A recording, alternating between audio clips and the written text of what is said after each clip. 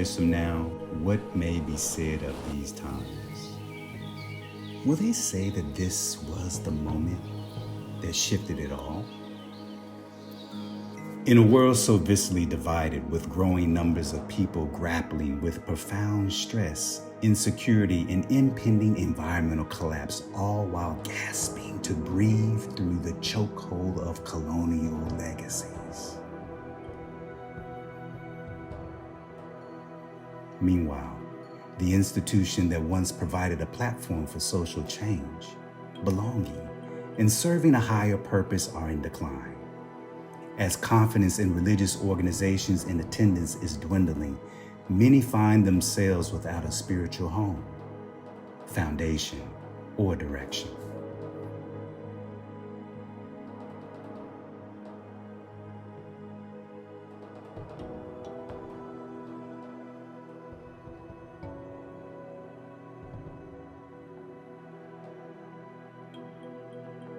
And yet, even now, in the most dire circumstances, there are those who have been gifted visions of a better future.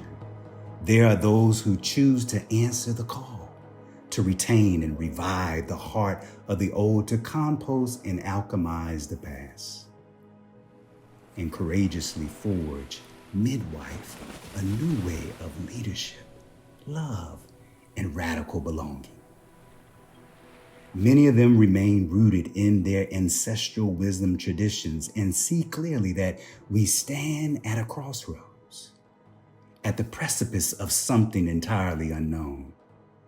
And still, they recognize that we have been here before. Throughout history, Black, Indigenous, and people of color have used their spiritual innovation to liberate themselves from the impossible circumstances.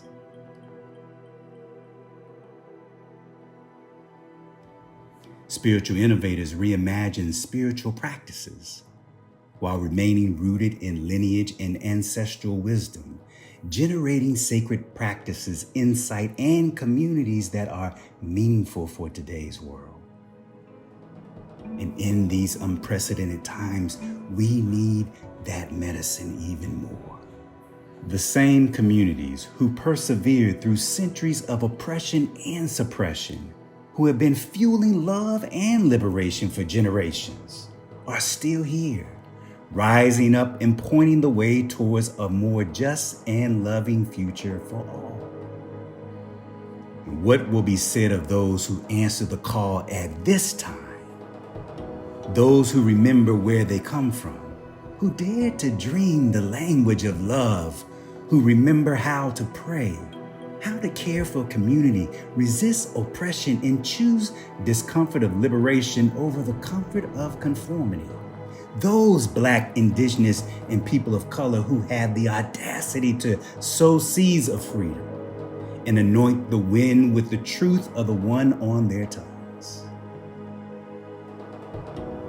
100 years from now, will they say that these are the ones who shifted it all?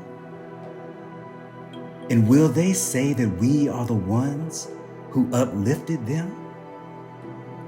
Spiritual innovators are the ones who are expanding the boundaries of how we access the divine.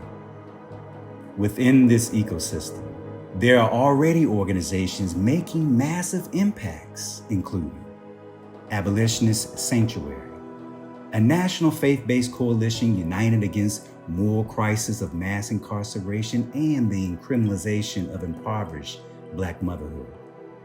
Faith Matters Network, an innovative organization centered on womanist wisdom that has engaged and trained more than 25,000 spiritually grounded leaders in their journey to heal themselves and their communities. Embrace, a BIPOC-centered platform in Oakland, California, supporting spiritual innovators to grow their businesses, build beloved community, and answer their callings. And Rematriation, an Indigenous-led digital storytelling platform connecting Haudenosaunee and Indigenous women across Turtle Island and around the world, who rematriate through Indigenous women-led in-person gatherings online Indigenous women-only spaces, and initiatives designed to educate the public and build allies. They are everyday people who have been able to make a way out of no way, fully grounded in their own sense of faith and carrying that work forward to benefit their communities, societies, and humanity. They recover and reclaim, reckon and retell, reimagine and world build. But too often, the very people anchoring this frequency of a future that the majority of people can't even imagine yet are some of the most burnt out, under-resourced, and underfunded. They are struggling with some of the most basic needs: housing, health, provisions, and a place for their communities to call home.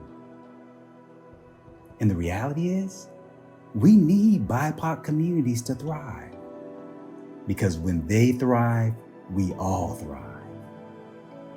So what could be possible if these innovators, wayshowers, change makers, and leaders had all the support that they need? How would the world transform?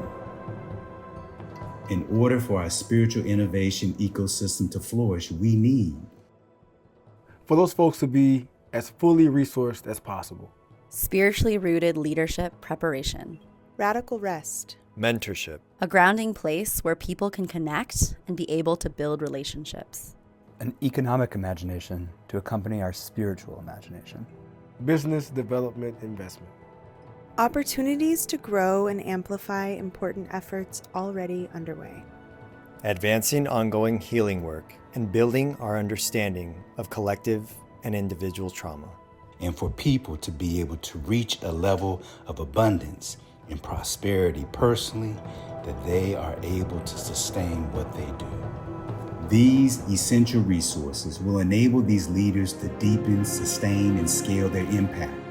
But without them, we will miss a pivotal window for this blossoming movement to meet its full potential.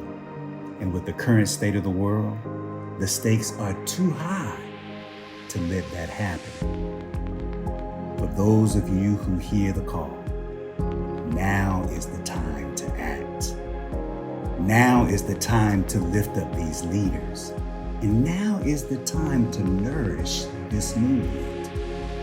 We're inviting wealth stewards to join us by offering funding, advocacy, and partnership.